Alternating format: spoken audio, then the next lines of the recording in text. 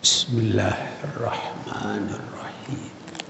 Assalamualaikum warahmatullahi wabarakatuh. Alhamdulillahi rabbil alamin.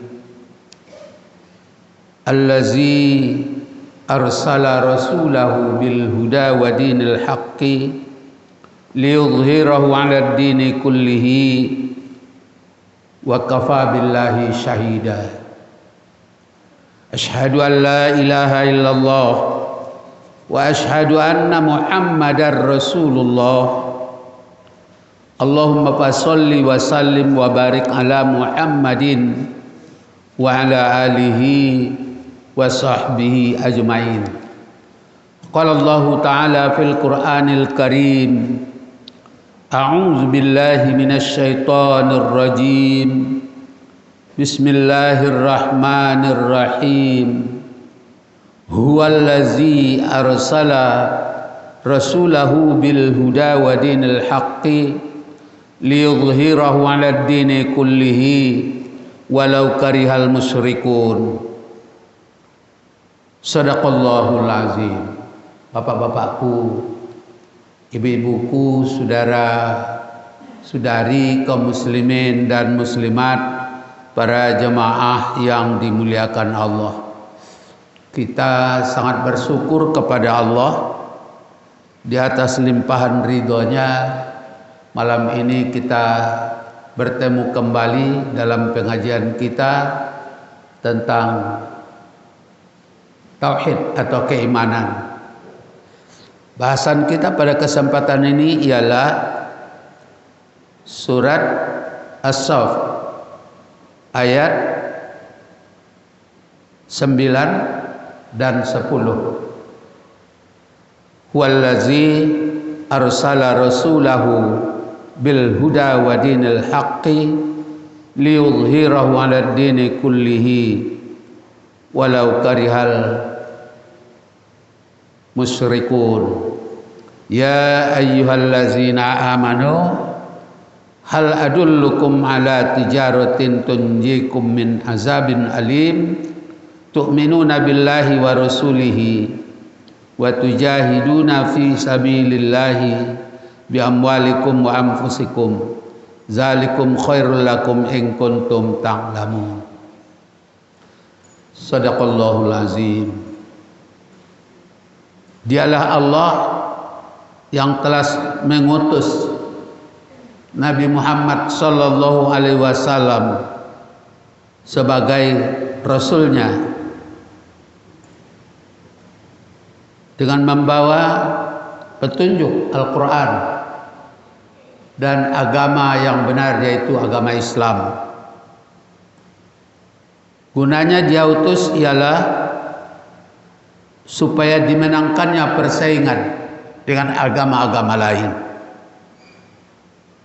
Sukakah kamu, wahai sekalian orang yang beriman, sukakah kamu kutunjukkan kepadamu suatu perniagaan yang melepaskan dirimu dari azab yang pedih? Beriman dengan Allah dan Rasulnya, berjihad pada jalan Allah dengan hartamu dan dirimu. Demikianlah lebih baik bagimu jika kamu mengetahui. Maha benar Allah dengan segala firman-Nya. Bapak-bapak, ibu-ibu, para jemaah yang dimuliakan Allah, bulannya sekarang adalah bulan Rabiul Awal.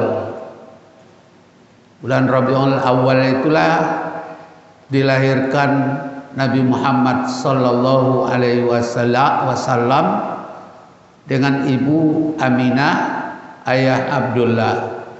Sayang, sebelum Nabi lahir, Abdullah sudah lebih dahulu meninggal. Umurnya 6 tahun, ibunya meninggal pula. Dia besar dengan kakek dan pamannya. Akhirnya umur 40 tahun dia diangkat menjadi nabi.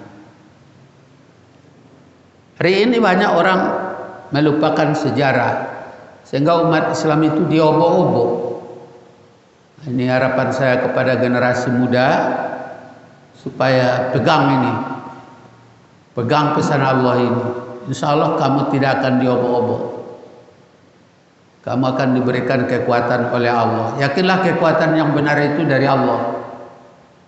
Kekuatan dari alam itu hanya sedikit manfaatnya.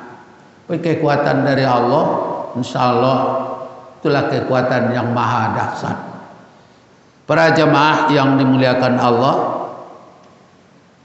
banyak orang mempertanyakan dan mengkaji tentang kenapa Nabi Muhammad dilahirkan ke bumi.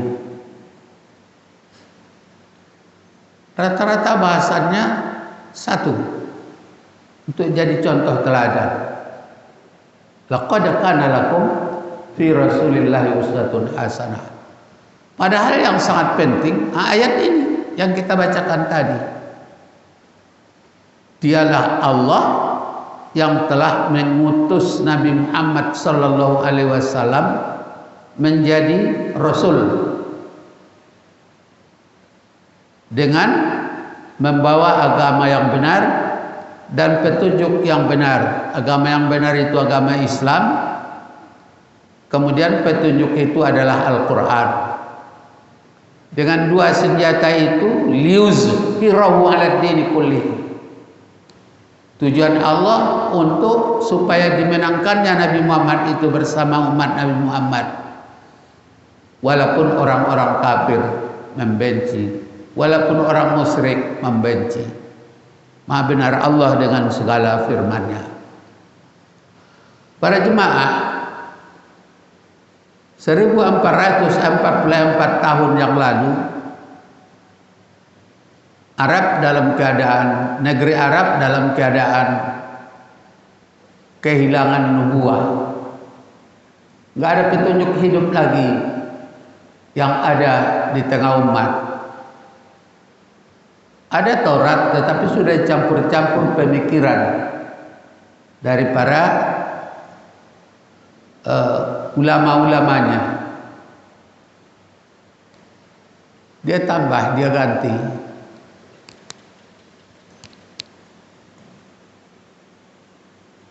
Ada Injil cuma berserakan di gua-gua di kepala para sahabat-sahabat Nabi Isa, Hawariyin. Belum dibukukan. Maka saat itu disebut dengan saat zaman jahiliyah. Zaman jahiliyah itulah zaman yang benar-benar mengerikan, sehingga perempuan pun dibenarkan untuk pemimpin-pemimpin masa itu untuk dibunuh. Kenapa? Pertama, membuat kehinaan. Yang kedua, membawa petaka. Yang ketiga, membawa kemiskinan. Dibunuh. Termasuk yang membunuh itu Umar bin Khattab. Semoga Allah mengampuninya. Insya Allah, karena itu adalah sahabat utama. Namanya tidak boleh direndahkan, tetapi kita untuk menyampaikan sejarah. Ibu dan bapak, para jemaah yang dimuliakan Allah, judi sudah jadi kebiasaan, bukan online.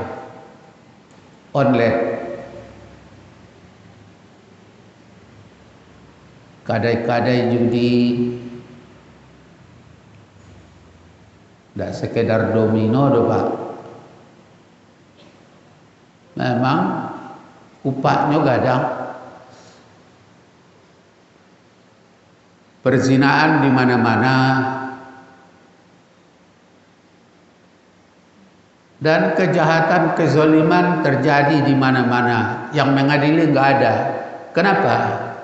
Zaman itu memang zaman kehilangan arah. Terputusnya wahyu.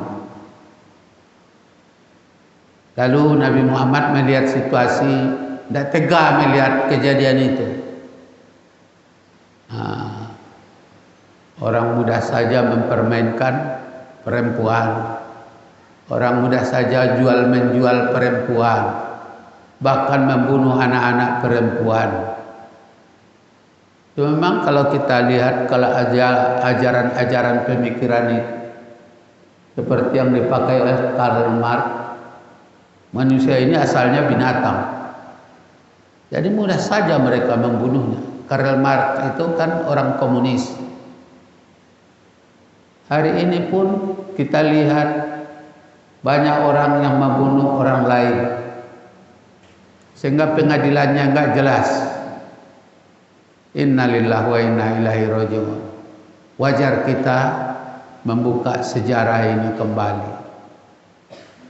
Allah pun mengutus Nabi Muhammad yang biasa bertahanus di Gua Hira, menghindar dari situasi kejahatan-kejahatan yang terjadi, jijik melihat dosa-dosa. Akhirnya Allah datangkan kepadanya wahyu. Inilah Al-Quran yang ada di depan kita ini. Dimulai dengan turunnya surat Iqra. Maka umat Islam itu harus membaca. Iqra itu membaca. Enggak boleh enggak membaca. Kun aliman au muta'alliman au mustami'an wala takun rabi'an. Jadilah engkau yang mengajar. Kalau tidak bisa mengajar, jadilah yang belajar. Kalau tidak bisa belajar, matolah kabur, talingolah mulai pakak. Mendengar saja, mendengar. Jangan kamu menjadi yang keempat, tidak belajar, tidak mengajar, tidak mendengar. Itu yang keempat itu. Cuma kadang-kadang temanku keterlaluan. Janganlah kamu jadi yang keempat, nanti kakimu jadi empat. Lo pengajiannya itu. Yang saya sampaikan hadis, janganlah engkau menjadi golongan keempat. Golongan keempat itu tidak mendengar, tidak mengajar, tidak belajar, tidak mendengar. Tapi paranginya, ya orang kalau tidak mendanga, paranginya bantu kaki ampe, ya, tempat saya. Tidak paranginya mengaji kalau lagu dangdut, ke lagu dangdut saya. Kalau orang baralek pakai pentas, siapkan tuh TKW, siapkan minuman yang memabukkan itu. Jogetnya lah gae, kapalonya lah putih, mungkinlah putih apa teh bawah tuh. Tapi nan joget di atas pentas tuh biasa saja sama dia. Kenapa itu? Tidak mau mengajar, tidak mau mendengar, tidak mau belajar, tidak mau mendengar. Akhirnya dia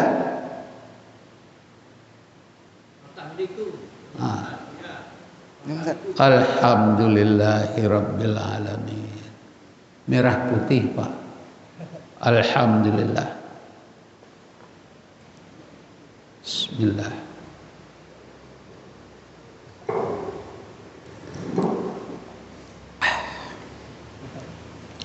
Tapi kalau di sini tidak ada yang begitu.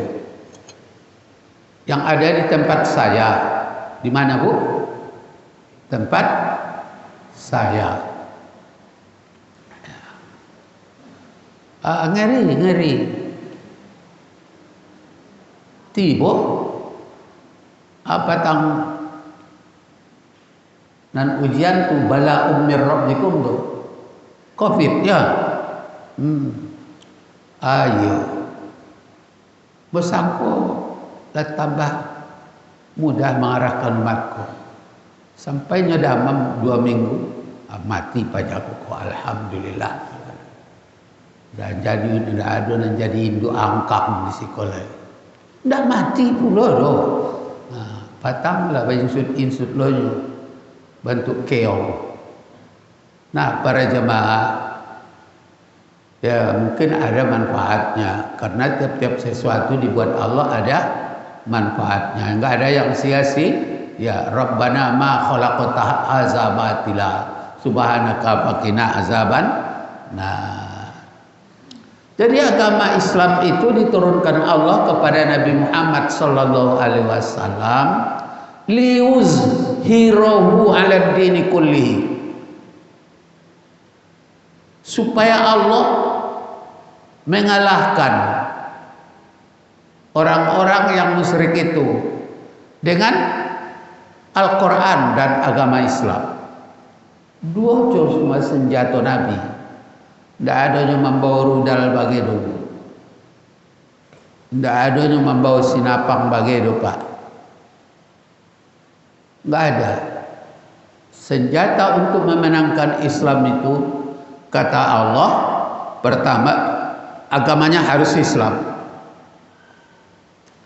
Yang keduanya, jangan lupa Al-Quran ini senjatanya.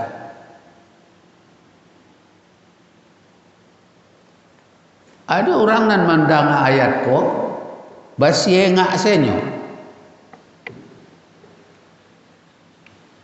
Tidak dia pikirkan kenapa rahasianya Al-Quran dan agama Islam. Tidaknya pikirkan doh. Itu saja senjatanya. Iya. Sahabat hati-hati amat. Lasan yang lo dari Allah. Inilah perangai umat Islam di akhir zaman ini.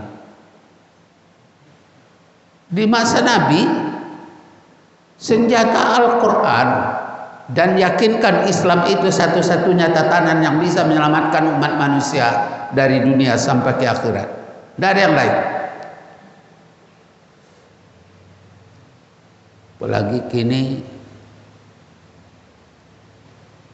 banyak orang mempidatokan seluruh agama sama ala bara enggaknya tuh. Dan solat jona indak solat sama. Dan haji dan indak haji sama. Kanlah tambah enggak tuh. Seluruh agama benar, Allah benar lo.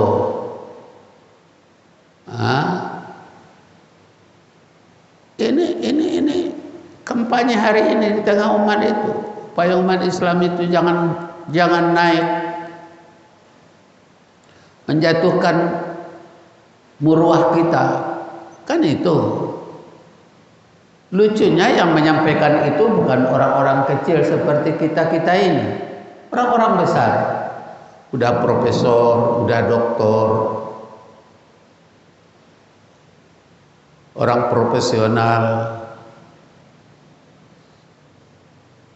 Kemarin kita dengar musuh Pancasila itu agama. Kalau kurang ajar, tambah kurang ajar lagi. Masa musuh Pancasila agama? Padahal yang mengamalkan Pancasila itu orang beragama. Untuk apa itu? Mematahkan semangat kita. Maka umat Islam jangan taparangah. Jangan mangangak jolai. Siapkan pertama, mantapkan Al-Quran. Yang kedua, yakinkan agama yang benar hanya agama Islam. Yang lain tidak. Kebersamaan kita di mana? Kebersamaan kita lakum dinukum waliyadin. Bagimu agamamu, bagiku agamaku.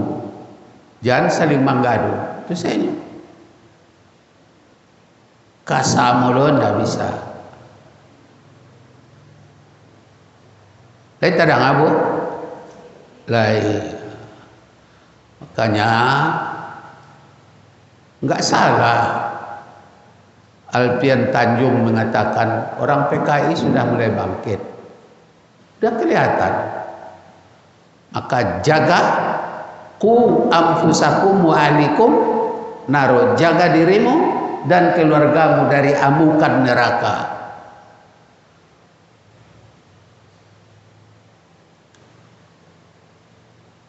Jadi anak-anak kita pelihara agamonyo. Jangan asal Islam kita bimbing. Ini banyak yang muda-muda ke masjid. Alhamdulillah ya begitu.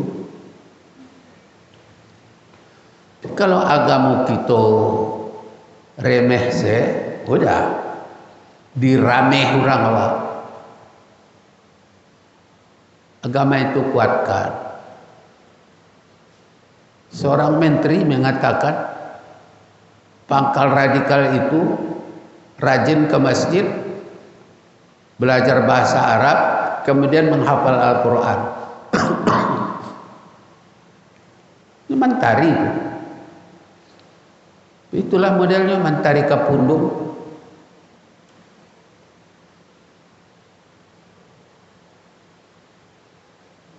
Sampai 10 tahun saya siang malam pagi sore mengerahkan anak-anak ke masjid sekaligus hafal Quran. Alhamdulillah sudah ada yang ke Mesir, sudah banyak yang ke Mesir, ada yang ke Madinah, ada yang ke Maroko. Alhamdulillah mereka pulang, sudah berada di Padang sekarang. Alhamdulillah. Mereka lagi yang memberikan informasi kepada saya, karena mereka berjalan ke belahan bumi lain. Ini Buya, ini buku kami bawa. Kau dari Mesir Buya, kau dari Madinah Buya. Jadi anak dikecehan Buya 20-30 tahun yang lalu bertemu hari ini. Alhamdulillah. Hati-hati sayang. Mungkin Buya katek oplay umur lah 69. Kalian siap jaga gawang. Kalian siap jaga gawang. Siap Buya. Nah, gitu.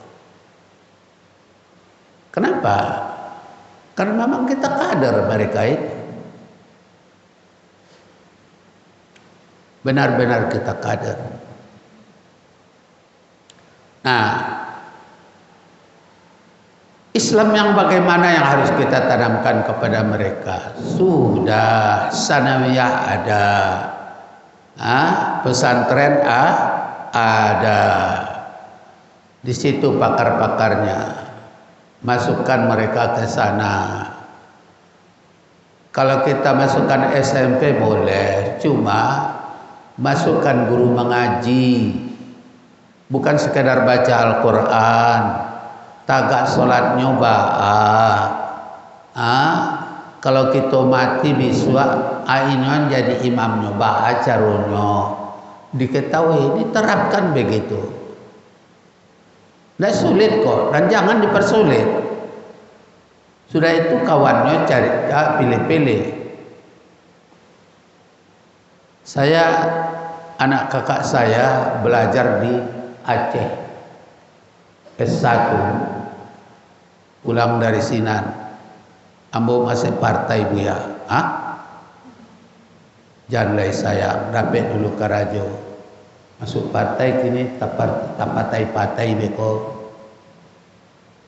Partai, aku lah ada partainya. Ambo buka lah apanya tuh, HP-nya tuh. Rupanya partai dulu kan partai komunis. Kinilah ada loh namanya Ciek Lai. Partai yang sifatnya sosial dan ajarannya dan sabik komunis. Tapi saya lihat komunis. Setelah saya tanya Ustadz Alfian yang getol sekarang menyampaikan pesan-pesan untuk umat Islam. Oh itu kakidatu Bang. Tolong Bang.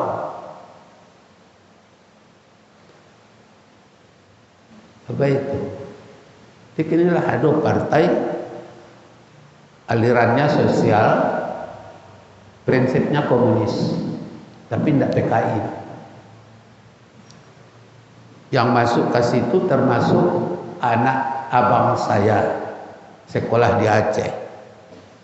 Sekarang dia dapat kerja di Pekanbaru. Saya terus diintip-intip orang itu, biarlah baca ini baca, pagi ini baca, sore ini baca, ini Al-Quran seluruhnya. Kamu kalau ada sesuatu baca ini. Di Al-Quran ada penjaga diri di Al-Quran. Dia sekarang diikut-ikuti. Kenapa? Dia kader di Aceh untuk masuk ke Sumatera Barat.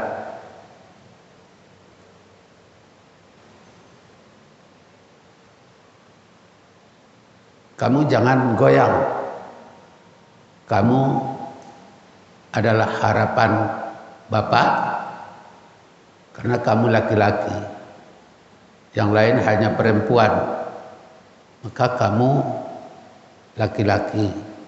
Bertiga kamu laki-laki, kamu harus siap saya kader. Jangan di kader yang lain. Kan ngeri itu, dan diambil anak ustadz. Hati-hati. Kalau dia berkawan, jeli mati kawannya siapa. Hari ini sangat mengerikan. Maka mantapkan Islamnya. Sudah itu mantapkan Al-Qurannya. Cara pemantapan Al-Quran supaya bisa jadi petunjuk hidup, dulu sudah saya sampaikan. Enam yang harus kita lakukan terhadap Al-Quran ini supaya bisa jadi petunjuk hidup. Silakan buka bukunya Imam Nawawi. Pertama, berusahalah pandai membacanya. Allah ya Bu. Yang kedua, berusahalah untuk memahaminya. Lah diansur ya Bu. Pelajaran tafsir kan lah do. Tuh. Kote. Yang ketiga, berusaha untuk menghafalnya. Barakallah, tapi terus berusaha. Yang keempat, berusaha untuk mengajarkannya. Nanda ada nan kurang pas mengaji diajari. Tidak perlu pakai amplop pakai do. Yang kelima, berusaha untuk berjihad bersamanya. Seperti tadi ada ayat, ya ayyuhallazina amanu hal adullukum ala tijaratin tunjikum min azabin alim. Wahai sekalian orang yang beriman, sukakah kamu aku tunjukkan kepadamu satu perniagaan yang melepaskan dirimu dari azab yang pedih. Pedih di mana? Pedih di dunia, pedih di akhirat. Pedih di alam barzakh. Lapeh kita dari situ. Kalau kita lakukan perniagaan yang dikatakan Allah ini. Pertama, tu'minuna billah. Mantapkan imanmu kepada Allah. Kita terbebas dari kepedihan hidup dunia, akhirat dan di kuburan. Saya melihat di hadis Bukhari Muslim bahwa kuburan orang-orang yang belajar Al-Quran dan pemantapan Al-Quran itu akan diterangi dan diluaskan. Luasnya 40 hasta. Hampir separuh saja itu gadang kuburan Ibu Biswa di alam barzakh ya. Begitu kemudian diterangi. Ada kuburan orang yang gelap nanti sehingga kita di sana sesak nafas. Kenapa? Remeh terhadap Al-Quran. Remeh terhadap Al-Quran. Minimal setiap hari itu 2 kali kita baca Al-Quran. Kalau dapat setiap sudah selesai sholat. Nggak sulit kok, nggak sulit. Cuma jangan dipersulit-sulit. Mudah. Saya mencoba umur 5 tahun, sudah saya coba itu. Disuruh oleh ayah saya. Masa itu memang saya berontak. Tapi alhamdulillah sampai kini menjadi keindahan. Di perjalanan, di tas saya itu tetap ada Al-Quran. Ada Al-Quran. Aku ada mungkin mulai rusak. Kenapa? Kemana saja saya pergi ada. Maka saya baca 2 ayat saja, 2 ayat, 3 ayat, 2 ayat, 3 ayat gitu. Alhamdulillah sudah 3 kali khatam Al-Quran. Alhamdulillah. Ada kesaduan kalau kita mengkhatam Al-Quran itu. Tidak pernah saya membaca Al-Quran 10 ayat satu kali duduk. Tidak pernah. 3 ayat, 2 ayat. Paling banyak 5 ayat. Itu saya baca, saya tutup. Shadaqallahul azim. Nanti sudah sholat begitu juga. Alhamdulillah. Kini ibu-ibu dan bapak-bapak mau memulai, silakan sesudah Isya atau sesudah subuh. Nah, itu lakukan itu. Insyaallah tidak sulit. Jadi Al-Quran ini baru bisa jadi petunjuk hidup, baru bisa terlaksana ihdinas siratal mustaqim, siratal ladzina an'amta alaihim ghairil maghdubi alaihim waladdallin itu setelah kita berusaha, salah satunya menghafal Al-Quran ini. Belum bisa menghafal, membaca Al-Quran silakan. Ada masanya nanti kita seolah-olah disuruh Allah menghafalnya. Gak sulit kok. Anak-anak saya yang di khatam itu seluruhnya habis 1 juz, Pak. 1 juz. Oh, para teman-teman dari Departemen Agama kok begitu dipaksakan. tahun 78 sudah saya mulai. Gak ada begitu kurikulum dari Departemen Agama. Iya, Pak. Cuma saya sejak kecil disuruh ayah saya untuk menghafal hadis 40 supaya terhindar saya dari bahaya siksa kubur. Jadi hadis arba'in itu setelah saya tamat ibtidaiyah sudah di sini. Setelah saya jalan-jalan ke Medan, saya temu upas-upas sangat banyak, kecil-kecil yang menghafal Al-Quran ini. Pulang saya dari sana ke kampung, saya biasakan mereka, saya ajar menghafal Al-Quran. Sampai di Padang saya terapkan.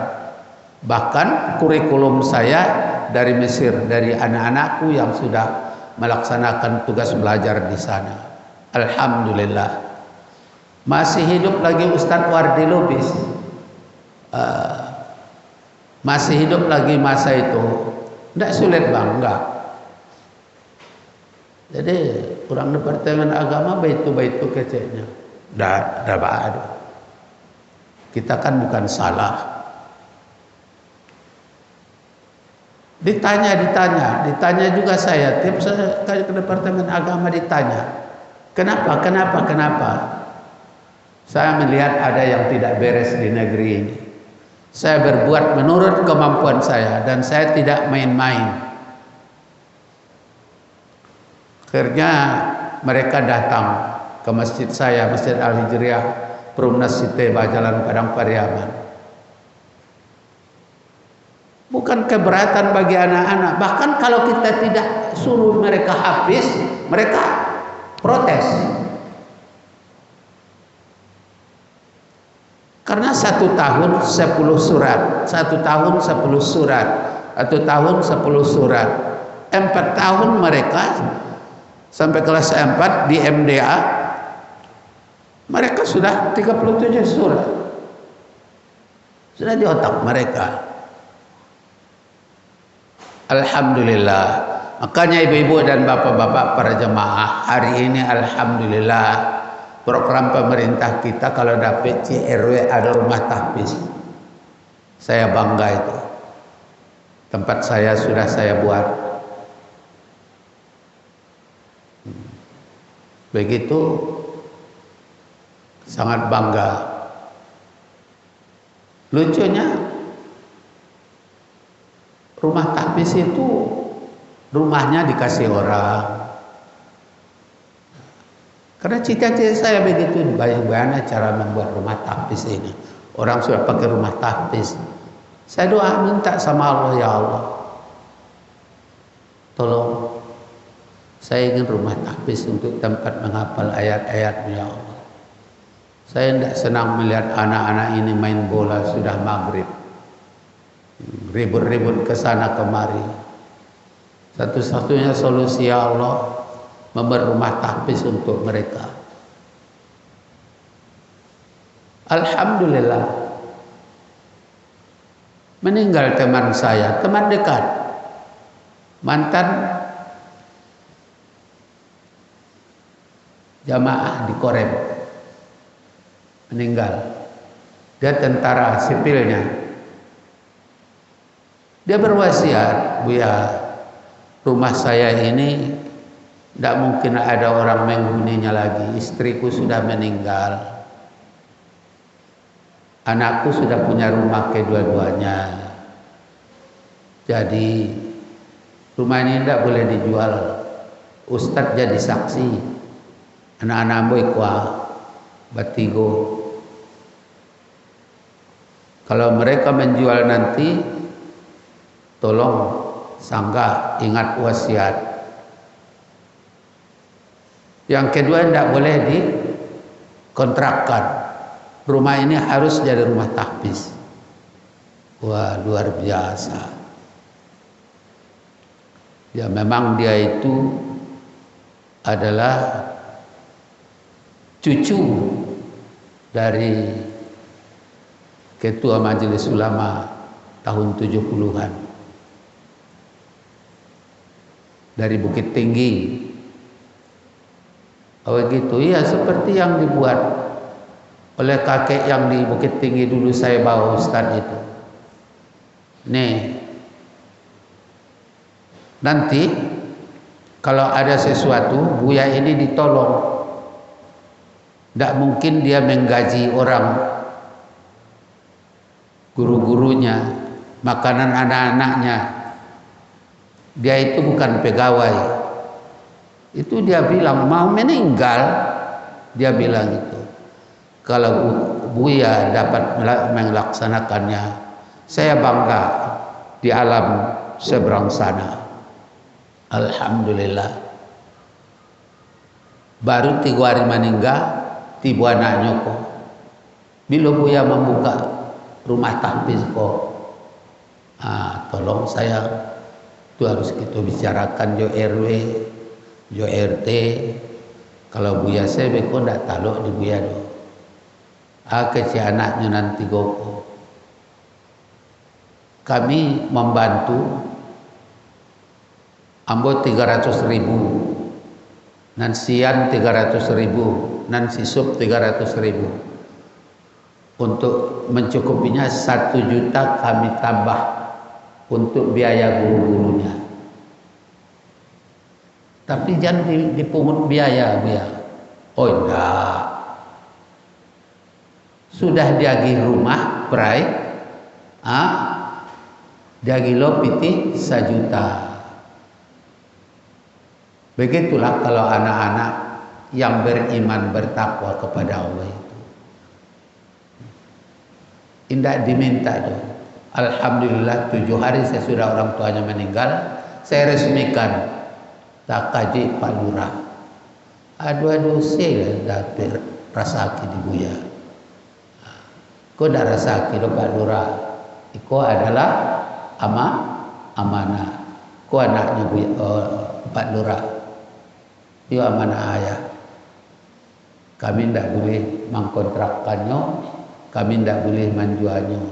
Ini wapasan ke Buya, diangkat sampai ko menjadi rumah tahfiz. Alhamdulillah.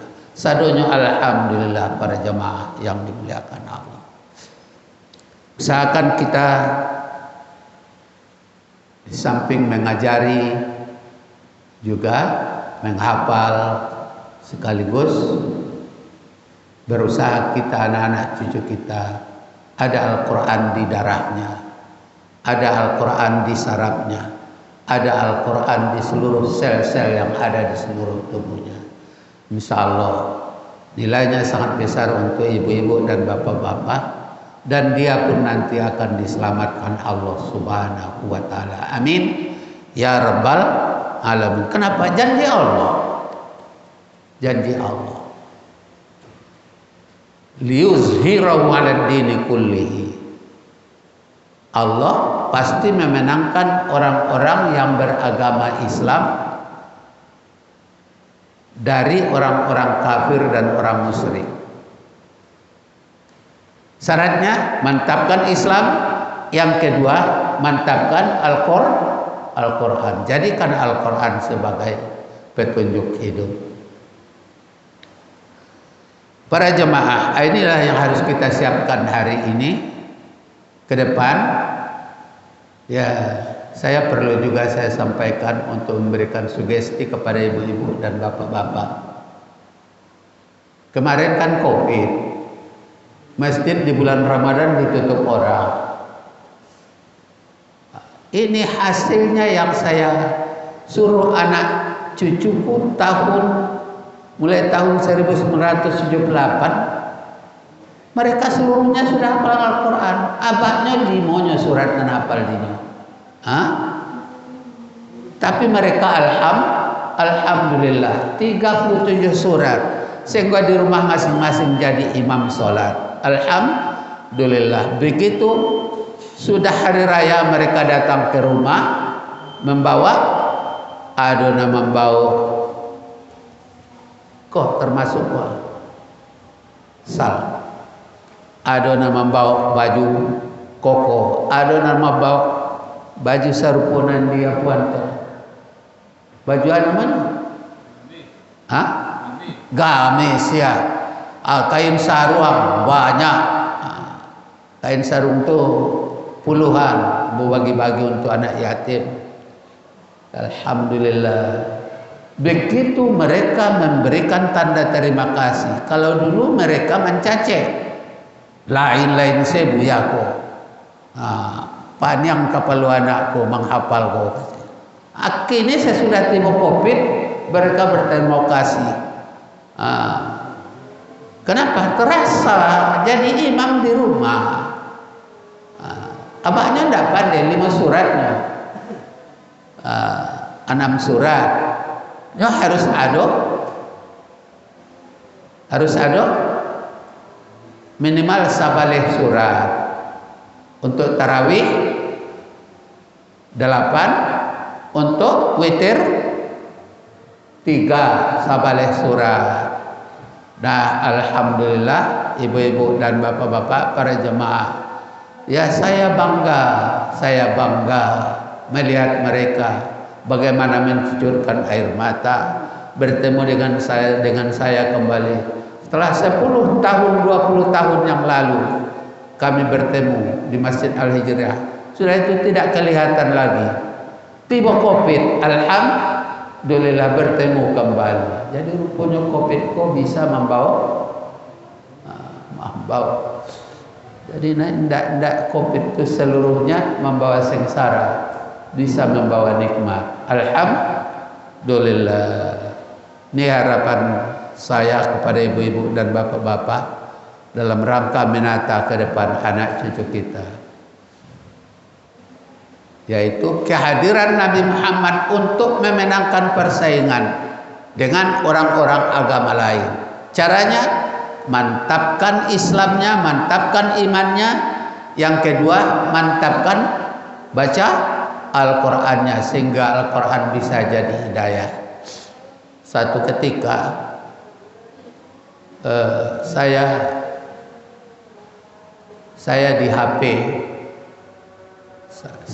di HP gitu. Assalamualaikum. Waalaikumsalam. Siapa? Sapran Buya, anak Buya Sapran. Alhamdulillah. Abu lampu merah kini kau Buya. Kau orang sedang razia kuah di muka. Ambo lagi pakai apa? Tapi tidak ada surat-surat dulu ya. Baca rohnya ambo kan pulang kampung. Tolong sabian dia ambo ayat nan dulu ambo pelajari ibu ya. Kalau kita dalam kesulitan, surat Yasin ayat berapa ya? Saya bilang ayat 8 dan 9. Wasawit pangkalnya bu ya. Inna ja'alna fi a'naqihim aghlalam fahiyya ilal azqani wa hum muqmamun wa ja'alna min baini aydihim saddam wa min khalfihim saddam faghsaynahum fahum la yubsirun. Sudah bu ya, alhamdulillah, terima kasih bu ya. Ambo tadanga di balik HP itu suaranya garau, menangis dia karena takutnya dirazia. Iko mandeh sakit di kampung, awak bakaja. 2 minggu kemudian nyo pulang, nyo bau durian 5 ke rumah. Ada terjadi kok, alhamdulillah bu ya, ambo selamat. Dengan ayat nambo bacaan tu ambo ndak nampak di polisi lain, alhamdulillah. Tapi itu jangan disumbarangkan membacanya untuk orang-orang yang beriman. Itu rentas saya memang bagi itu untuk orang-orang yang tidak salah saya. Iya bu ya, iya. Mudah-mudahan mereka tidak salah saya. Jadi para jemaah yang dimuliakan Allah, dalam Al-Quran ini sangat banyak ayat-ayat penjaga diri, ayat-ayat penjaga diri. Doanya Nabi Musa, doanya Nabi Lut. Lai takana Nabi Lut bu? Lai doanya Nabi Ayub. Lai takana doa Ayub, doanya Nabi Yunus. Itu seluruhnya ada di dalam Al-Quran.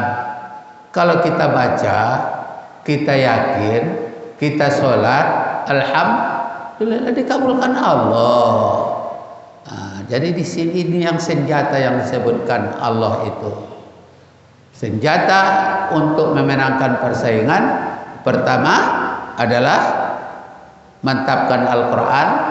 Yang kedua, mantapkan keyakinan kepada agama Islam. Insya Allah kita menangkan persaingan. Waktu yang membatasi, terima kasih di atas segala perhatiannya. Mohon maaf kalau ada kekurangannya. Billahi taufik wal hidayah. Wassalamualaikum warahmatullahi wabarakatuh.